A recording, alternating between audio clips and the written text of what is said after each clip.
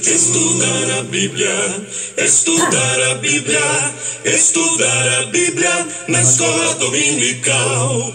Estudar a Bíblia, estudar a Bíblia, estudar a Bíblia na escola dominical. Vem mais de Deus aprender, fortalece e faz crescer. É domingo de manhã na EBD. Os jovens aprendendo. Enquanto o quarteto canta, vou dando uma explicaçãozinha rápida. Maldades na igreja. Que legal! Meus irmãos, que momento sem o nosso comentarista, muito feliz na sua explanação de mostrar ponto por ponto. Vem com a família pra EBD. Vem pra EBD. Isso é o quarteto Gileade. É um dos principais do meu coração. Meus irmãos, maldade na igreja. Como eu disse, o nosso comentarista explicou muito bem cada ponto desta lição. E eu também, paralelamente, fiz um estudo que vale a pena a gente citar também. Nós vemos aí o versículo-chave, que é: se vós, porém, vos mordeis e devorais uns aos outros, vede, não vos consumais também uns aos outros. Gálatas 5,15. Isso porque Paulo, ao chegar nos Gálatas, começou a ver uma divisão na igreja, dois partidos. Aqueles que tinham aceitado viver na ilusão daqueles que estavam ensinando o evangelho, só que o evangelho deles era com a letra minúscula e não existe outro evangelho, como já disse nas lições anteriores. Mas muitos caíram naquele conto e acharam que era para permanecer da mesma forma que eles eram antigamente, vivendo debaixo da lei.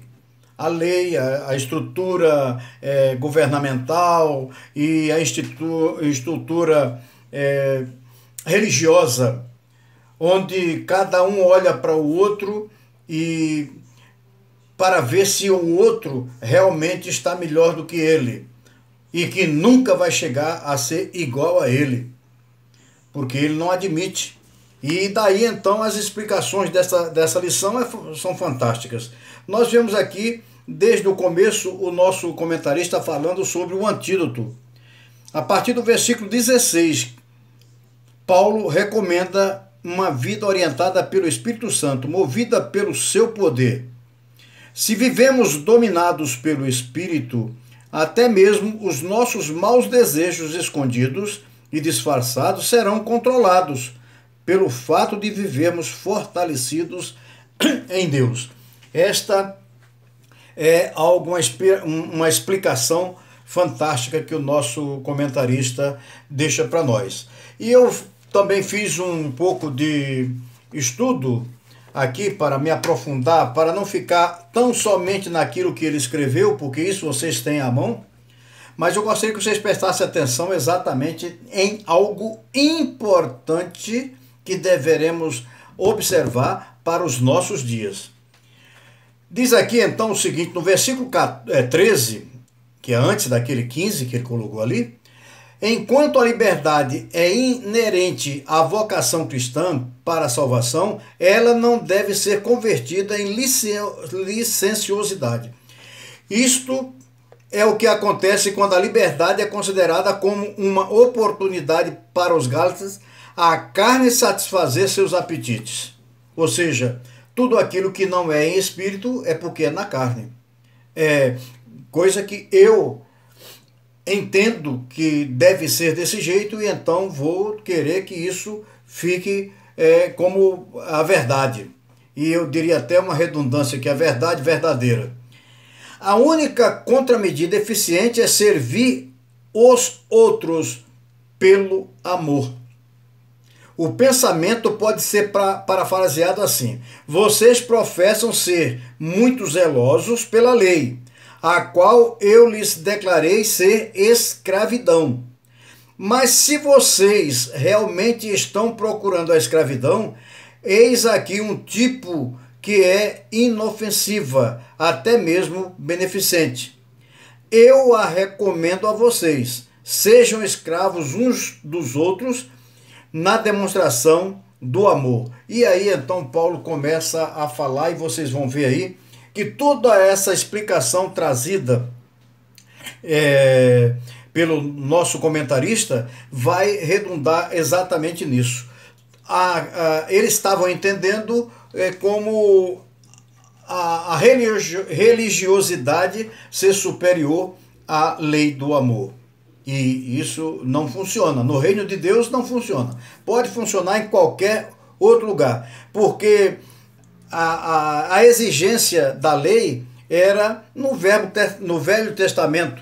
Porque ali a lei ainda não tinha sido cumprida e cada um buscava apontar no outro que não estava cumprindo a lei que eles liam. Só que a lei não salva, a lei condena, a lei mostra o erro. Deus, quando fez a lei, mandou Moisés apresentar a lei para o povo, foi para mostrar o que era certo e o que era errado, e que deveríamos viver certos. Só que gente é gente e quer cada um fazer a seu bel prazer. Essa exigência do Velho Testamento, principalmente em Levíticos 19, 18 e no Novo Testamento, não tem nada mais elevado. Havia necessidade, isso já no verso 15, que é o que nós temos como o texto áureo, havia necessidade terrível de que o amor fosse exercitado nas igrejas gálatas, pois Paulo dá a entender que havia ali lutas e amarguras entre eles. O forte antagonismo estava provavelmente entre aqueles que tinham sucumbido à propaganda dos legalistas e daqueles que não tinham. A simpatia de Paulo estava com este grupo que não tinha a ideia daqueles legalistas. E então aquilo trazia muita discussão. Discussão sem amor resulta em conflito contínuo. Meus irmãos, discussão é a melhor coisa que tem para se exercer a liberdade. E a salvação veio para nos libertar. Porém, uma coisa, uma discussão, ela não pode ser feita sem a razão, sem o amor. Eu posso discutir que não gosto de determinada coisa. Vamos dizer, eu não gosto de jiló. Mas não vou agora perder o amor para com os irmãos que gostam de jiló, porque o jiló amarga. Para mim não é importante aquele amargor.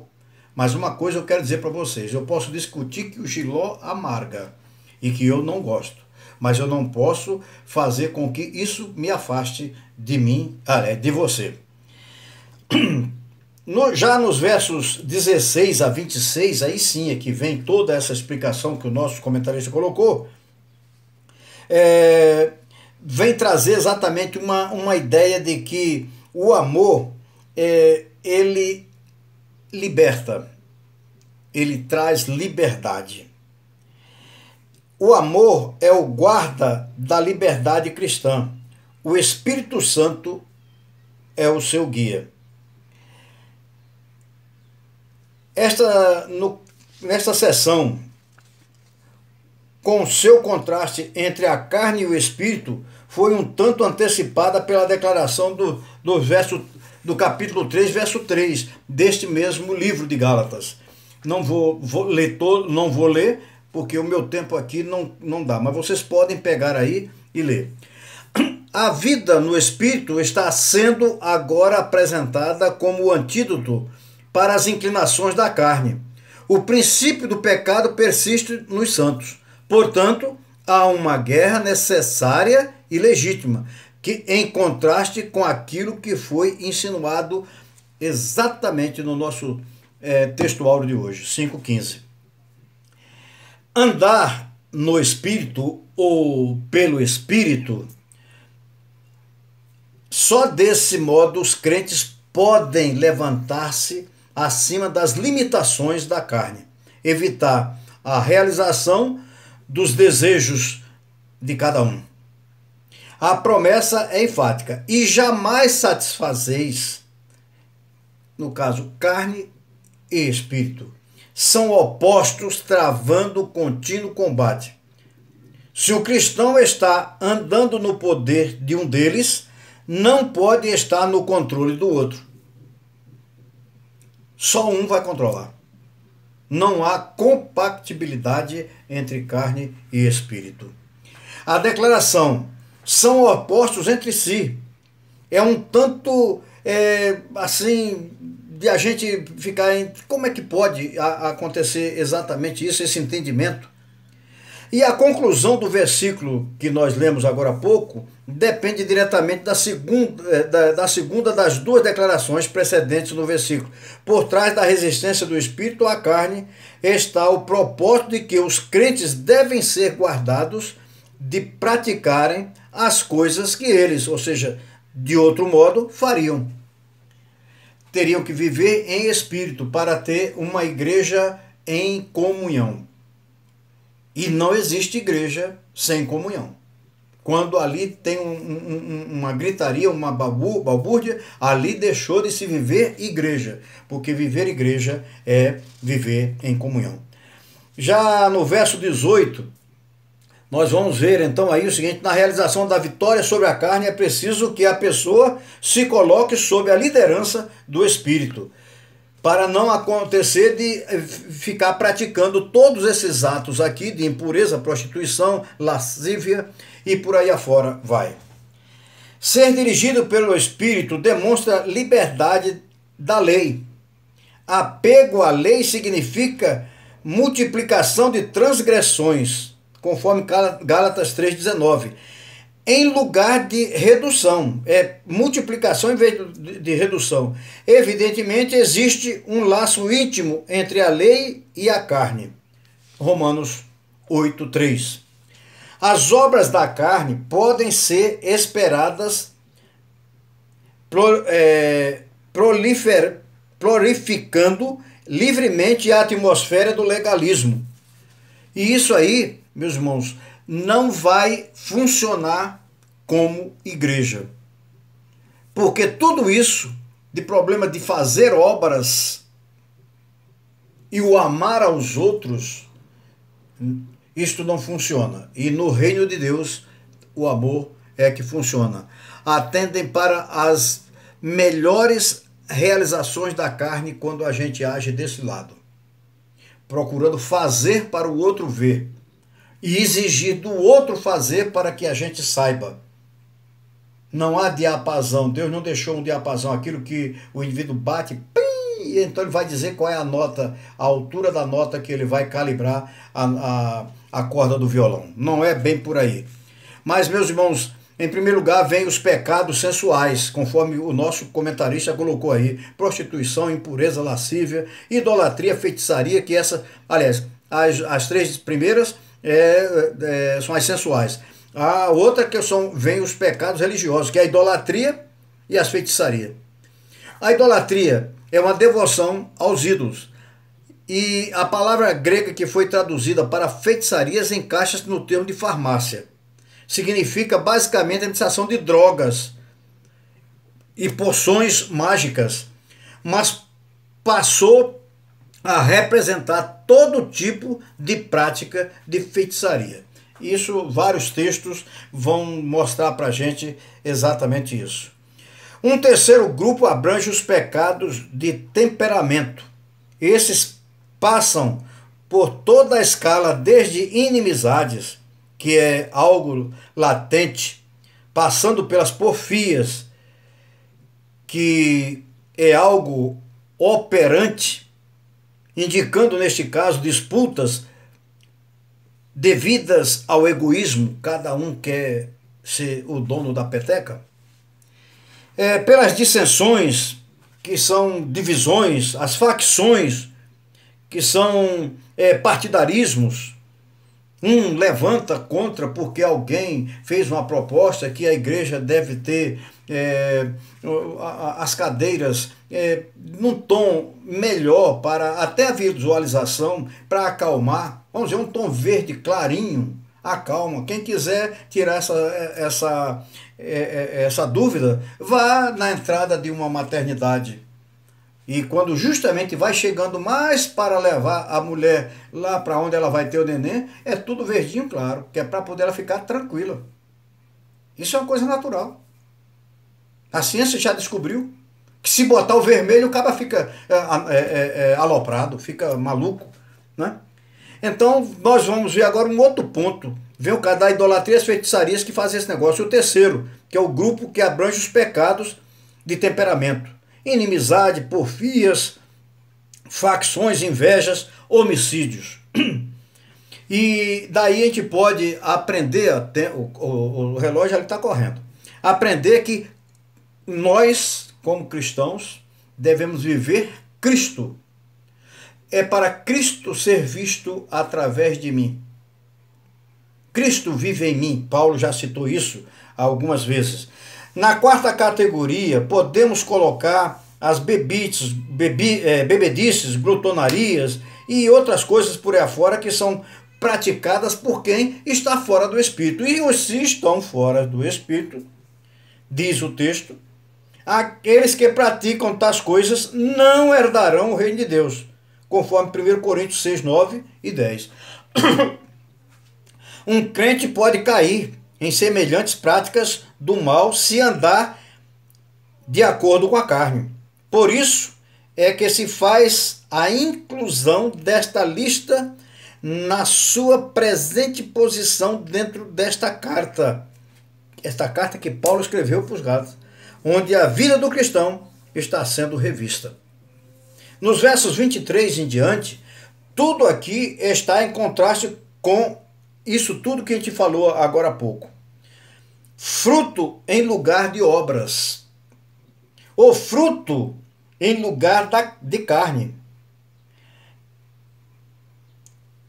É uma lista de virtudes, aliás, uma lista de virtudes grandemente atraentes e desejáveis, em lugar de coisas ruins que nos leva ao distanciamento de Deus. A palavra fruto, no singular, normalmente é usado por Paulo, tende a enfatizar a unidade e coerência da vida no Espírito, oposta à desorganização e instabilidade da vida sob os ditames da carta. Bem, e quando a gente fala o fruto, e tem gente que fica até pregando no público dizendo que os frutos do Espírito, e não é fruto, é um fruto. No caso, um abacate tem a pele, depois tem uma outra pelezinha, vem a massa, depois tem uma pelezinha, tem o caroço, e aquilo ali você não vai comer só o caroço, você vai comer o abacate, vai comprar o abacate, e o abacate está completo. Então, meus irmãos, eu vou daqui a pouco, mais 1 minuto e pouco, eu vou dar uma parada, vou fazer um outro vídeo para complementar, porque senão não vai dar tempo. Então, a palavra fruto, como eu falei, é no singular. E é possível também que o singular tenha a intenção de apontar para a pessoa de Cristo, no qual todas essas coisas são vistas em sua perfeição. O Espírito procura produzi-las, reproduzindo Cristo no crente, conforme o capítulo 4, verso 19. E também Romanos 13, 14 sugerem que os problemas morais dos homens redimidos podem ser resolvidos pela sua suficiência de Cristo quando apropriada da fé. E eu vou agora paralisar e vou fazer um outro para complementar.